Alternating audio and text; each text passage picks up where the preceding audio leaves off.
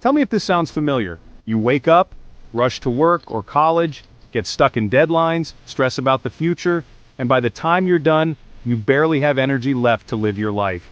Meanwhile, on your For You page, someone's in Bali, sipping a coconut, talking about how they barely work and make six figures.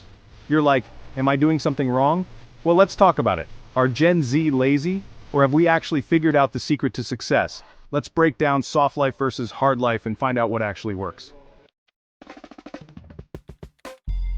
Let's break it down with some real examples. Hard life, also known as hustle culture, is your typical 9-to-5 corporate grind, or worse, a 9-to-9 work schedule. Because let's be real, many of us work longer than 8 hours. Take Rohan. He's fresh out of college and just started his job in finance. His boss expects him to be available 24/7. He's exhausted, but he tells himself, if I work like crazy now, I'll be successful later. On the other hand, soft life, also known as work smart, not hard, is about choosing ease over stress, making money in a way that doesn't ruin your peace. Then we have Mira. Instead of taking a corporate job, she starts a freelancing business. She works 4 to 5 hours a day, charges premium rates, and spends the rest of her time traveling or chilling at cafes. Now the question is, who's doing it right? And here's where things get interesting. Because one of these lifestyles isn't as effortless as it seems. Here's the truth, our generation saw our parents work at the same company for over 20 years, sacrifice their health and personal life, and still not have financial freedom. So, Gen Z went, nah, we need to do things differently. Let's take an example. Meet Aryan. He's been coding since high school, and by the time he's 22, he starts freelancing instead of taking a traditional job. In 2 years, he builds a portfolio, gets international clients, and earns more than a typical IT employee, without the stress of office politics or toxic managers. Meanwhile, his friend Ravi takes a corporate IT job, works long hours, and burns out by 25. So, is Aryan smart for skipping the grind, or is Ravi the one who will be more successful in the long run? Here's the issue. Some people have turned soft life into doing absolutely nothing and expecting money to magically appear.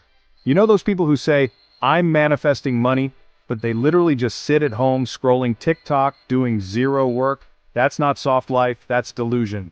Real soft life examples, freelancers and remote workers, set their own hours but spent years building skills. Influencers make money from brand deals, but worked hard to grow an audience first. Entrepreneurs make passive income but spent years setting up systems. Example, take Sahil Bloom, a guy who built his Twitter audience to 1 million followers, started a newsletter, and now makes 6 figures from sponsorships. But he spent years writing valuable content before making money. So let's be real, soft life is not about no effort. It's about smart effort.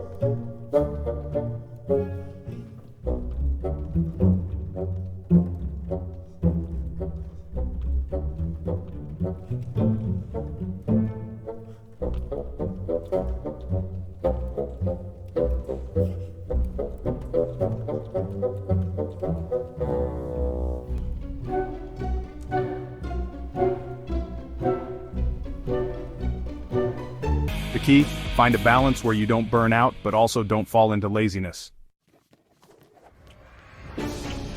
At the end of the day, here's the truth. Hustle culture alone leads to burnout. Soft life with no work leads to being broke. The real answer, balance. Some of you will thrive in hustle culture. Some of you will build a stress-free income stream. The real key, design a life that actually works for you. So tell me, are you team soft life or team hard life? Drop your take in the comments. And as always, your inner journey shapes your outer world.